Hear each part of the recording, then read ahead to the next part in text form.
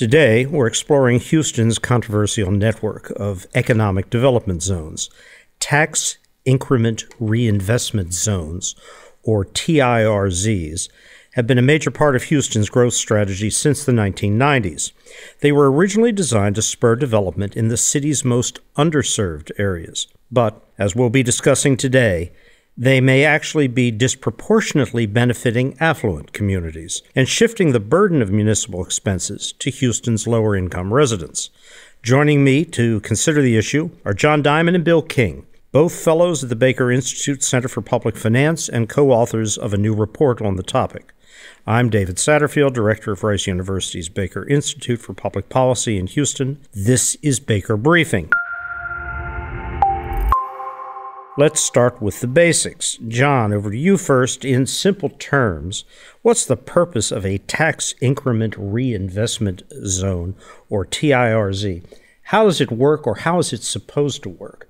So the way these work, they're used for development, and the idea is it's a tool that an area can use to easily raise money to develop a certain area in the city. And it works as the city just says, okay, we're going to take the value of the land today and we're going to hold that constant. And from now until the end of the life of this zone, the city will collect taxes on the constant value, the today's value of the land. As the property values grow over time, the TIRZ district gets all of the extra revenue, which is called the increment. So the tax increment can then be used to develop that part of the city. It can be used to seek debt financing to bring in money up front, and then you pay it off with the tax increment over time. So basically, it just creates a source of money for the district to access immediately for purposes of economic development. Now, Bill, Houston's first TIRZ was created in 1990. Since then, the number of TIRZs has grown to 28. Now, how big a role have the TIRZs played, really, in Houston's economic development strategy? I think it's a great question. Houston's been one of the more active cities in using these, but what we found largely is they've been used for purposes that I would not really describe as economic development strategy. One of the things is when the property tax cap was put in by voters, this became a device to get around that cap and collect more money because the amount that went to the TIRZs was not included in the cap calculation. And so the city has been extending the life and annexing more and more property as a way to basically push up the cap on the property taxes they can collect from that 2004 referendum. They've also fallen, I think, to doing special projects in areas generally for some influential group. So like in Uptown, for example, which is the richest TIRZ of all, they're collecting now 75% of the property taxes, and it's going to really keep Uptown in a very, very nice shape. Now, Bill, I got to insert here. When you say Uptown, I think of affluent, prosperous, heavily and quite well developed. Now, as I understand it, these zones were originally meant to improve areas with, quote, substandard, slum, deteriorated, or deteriorating structures. So what's happened here? They sort of completely flipped the script on what they were supposed to be and what they've become to be. And that was really the point of this research. When I was out going around the city in campaigns and stuff, I noticed this, and I asked John, I said, John, is there some way we can quantify whether this is really going to help affluent cities? And they came up with a brilliant way of looking at the median incomes and proving exactly what you just said, which is happening in affluent areas. Here's the thing, if you think about it, the Uptown TIRZ will get about $50 million this year. If we went to city council and said, we're going to take $50 million out of the general fund so that the Uptown district can spend it on improvements there, that would get voted down 17-0. But that's exactly what will happen next year. And that $50 million, just to be clear for our listeners, is the increment. Correct. Which would accrue to that particular zone for the last tax year. And would go to the general fund if the Uptown TIRZ didn't exist. But where does it go right now? John? Well, right now it goes to the zone. Now it gets a little more complicated. When they come up with these agreements, the zone agrees to fund some other things, one of them being, say, affordable housing. And so maybe 30%, 33% of that will be required as a payment for affordable housing. So they will get, if it's 50 million, 33 million would go to the zone for development, infrastructure, 17 million would go back to the city to be used for affordable housing. So of that 33 million in the notional Uptown TIRZ case, going back to the zone for development, does that mean more restaurants, more high-end stores, or is it a particular type of development? In the case of Uptown, it's mostly going to go to debt service because Uptown is heavily in debt, as many of these TIRZs are. So, for example, the Uptown bus lane that's become so controversial, that was all paid for mostly with debt. And so Uptown has to get that money to go service debt on projects it's already done. So I come, John, to a bottom line question here. This was intended to be a device to provide resources to develop underdeveloped, deteriorating areas. As you look at all of those zones, not just the Uptown example, how much has in fact gone to those ostensible targets? So our report shows that the median household income in Houston is $63,000. We looked at areas with average median incomes above $95,000. We see that 68.5% of the current tax increment goes to those areas, meaning 31% goes to areas with median incomes below $95,000. And honestly, most of them are below about 70, some of them with median incomes around 38 to 40. And then also, if you look at expenditures over time, if you don't just look at 1 year's increment, but you look at every year's increment from the time the zone was created, 76% of those expenditures have gone to zones with average median incomes above $95,000, so 1.5 times the city's median income. Is any of this news to the city authorities themselves? It's been front page news in Houston for the press, but what about the city financial experts? Are they aware of this? I think everyone was suspicious of this, but there were no hard numbers on it. And we just put some hard numbers. Now, there's a lot of ways you can do these calculations, so the numbers could be slightly different. And we did it 3 or 4 different ways, but it never changed the basic finding, which is a large fraction of the money is going to the very richest, and a small fraction is going to the very poorest. For our audience, particularly those outside of Houston, Harris County, because Houston does not have zoning, it's always possible that you can have a zone which contains extremely affluent buildings, facilities, infrastructures, literally next door to extremely undeveloped, deteriorated, or deteriorating conditions. Back to our Uptown example, is there a justification for Uptown being a TIRZ at all now? No. Was there in 1990? You know, the reason that they did it back in those early days was that there was this big traffic problem in Uptown. And so they thought they would take this extra money to try to solve that traffic problem. And ironically, the director of that TIRZ was down speaking after John this morning at City Council and said, we had this terrible traffic problem. Well, I live out there. I got news for you. There's still a terrible traffic problem there. And this was not intended to be a revenue-generating or revenue-producing function to resolve traffic problems. It was for deteriorated or deteriorating slum or otherwise wholly inadequate structures or areas. Yeah, over the years, the legislature has sort of broadened out that definition to you can kind of fit almost anything in you want. But clearly that was the intent of the statute, was to help areas that were struggling with development. I can promise you nobody in 1987, when the Texas legislature passed this, envisioned someplace like Uptown being a tax increment reinvestment zone. Now, the city's been funding these to the tunes of tens of millions of dollars. In 2023 alone, the city rebated $186 million worth, the increment of property taxes to the TIRZs. With such, even for here, large sums at play, what are the implications for the city's budget, which is hundreds of millions of dollars in the red and getting worse? It's definitely part of the problem. The city has three fundamental financial problems. They're still trying to do defined benefit pension plans. They're giving away half their sales tax to Metro, and they're giving away $200 million a year to the TIRZs. And you take any one of those three things, almost by themselves would solve the city's budget problem had they not gotten themselves into that. The real problem with the TIRZs is they're hard to unwind now because they've incurred so much debt. They have almost $1 billion of debt out there that has to be serviced. And that's commercial debt? It's bonds. Bonds. Yes, bonds they've issued. But, you've got to start unwinding it someplace. Given the significance in terms of revenue transfers to the TIRZs, who within the TIRZs administers this increment and who incurs debt on behalf of the TIRZs, elected officials or not? So they all have a governing body that is appointed by the mayor with consent of council. They do submit an annual budget that has to be approved by city council, but those are pretty much rubber stamped, very little discussion about them. On the debt is interesting because they're basically pledging property tax money to repay these debts. But the statute says that a TIRZ does not have to get voter approval. So if the city had issued this $1 billion of bond directly, then it would have had to have gone to voter approval to issue bonds backed by property taxes.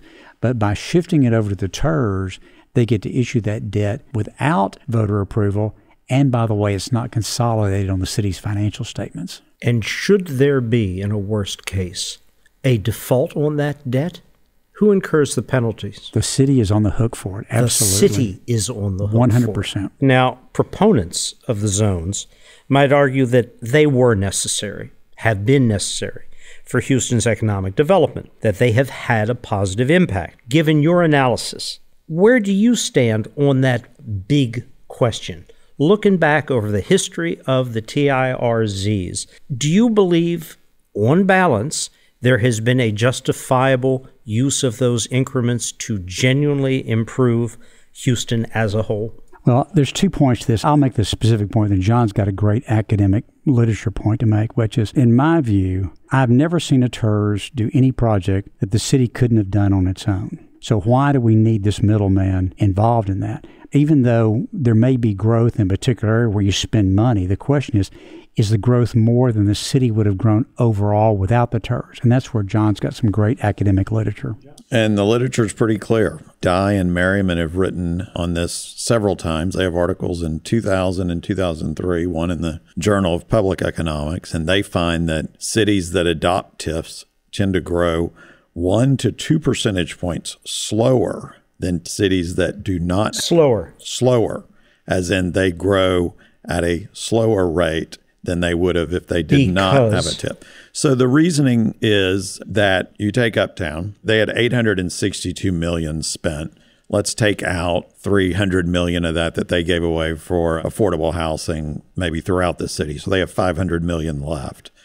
You spend $500 million in Uptown, you get growth. You get growth in Uptown. Absolutely. The problem is a lot of that growth is you're just stealing growth from other parts of the city.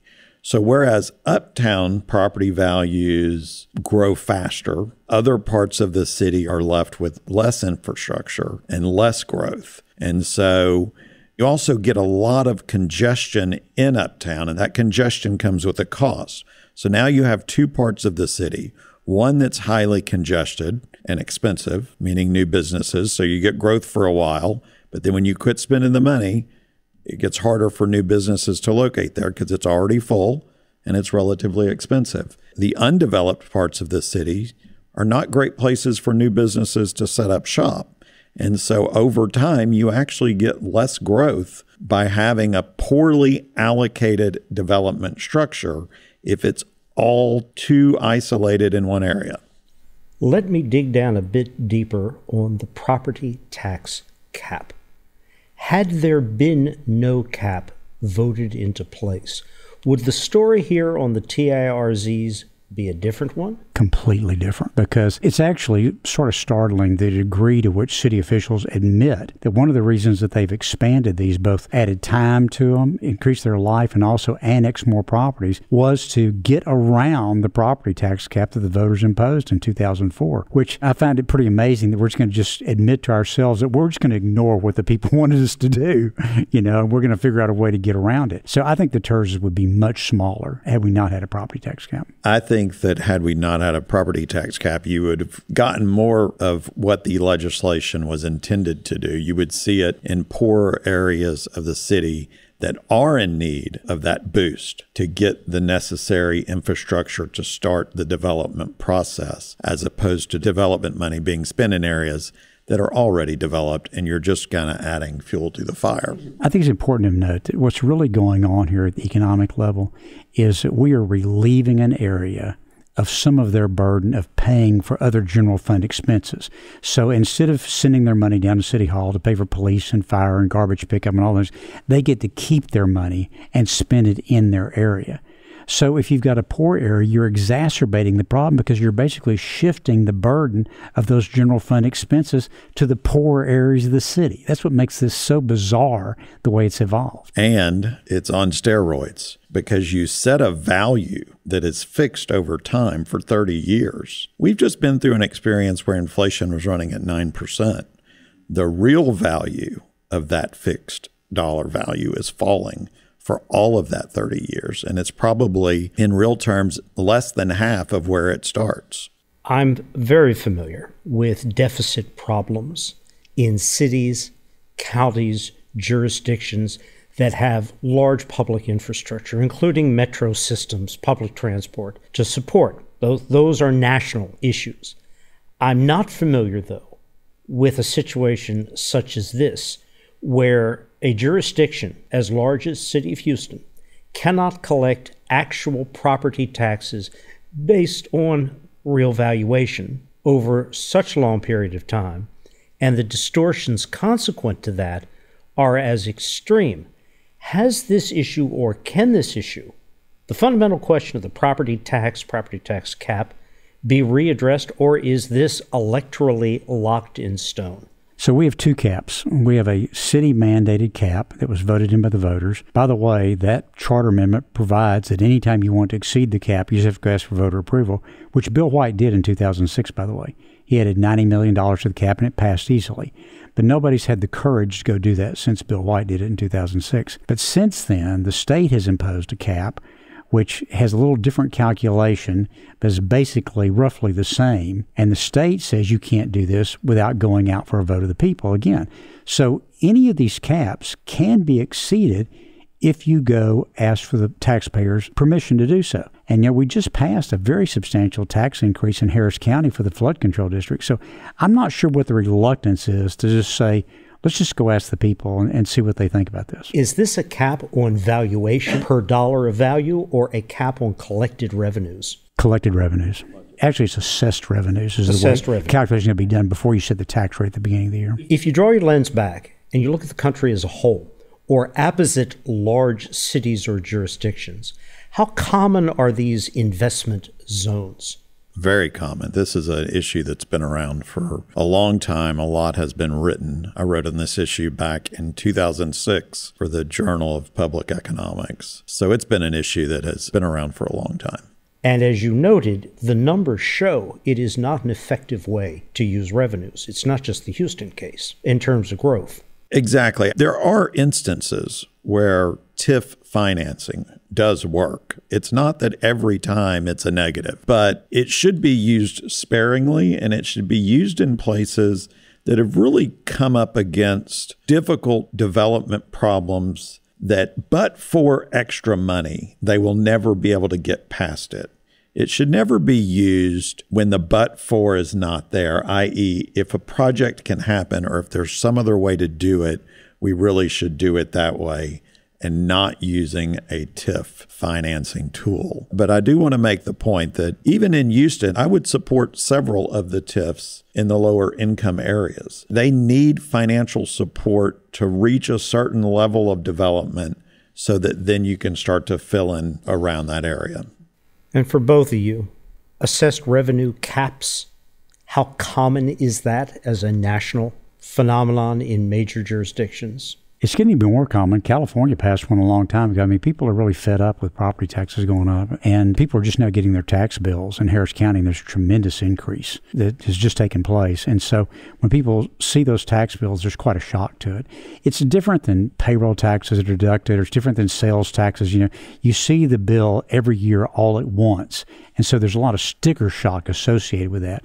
And I think that's one of the reasons why you see people pushing back so hard against property taxes. And another type of cap that is similar are spending caps. And we're seeing those also kind of expand throughout the country, with Colorado's Tabor being the prime example of citizens just saying, look, spending growth is just out of control. We need to put a cap on this. This is an extremely important topic, and I'm going to invite both of you to come back for a further discussion, not specifically on the zones, but the question of the City of Houston budget. What can be done, what should be done, not looking back, but looking forward to address the significant and growing shortfalls there. Because that's an issue that not only involves Houston and its residents, but as a model for cities, jurisdictions that are like Houston facing these extremely large and growing debts. To our listeners, thank you for tuning in. For more analysis, including on the topic I just discussed, from John and Bill and their co-authors on the topic of TIRZs,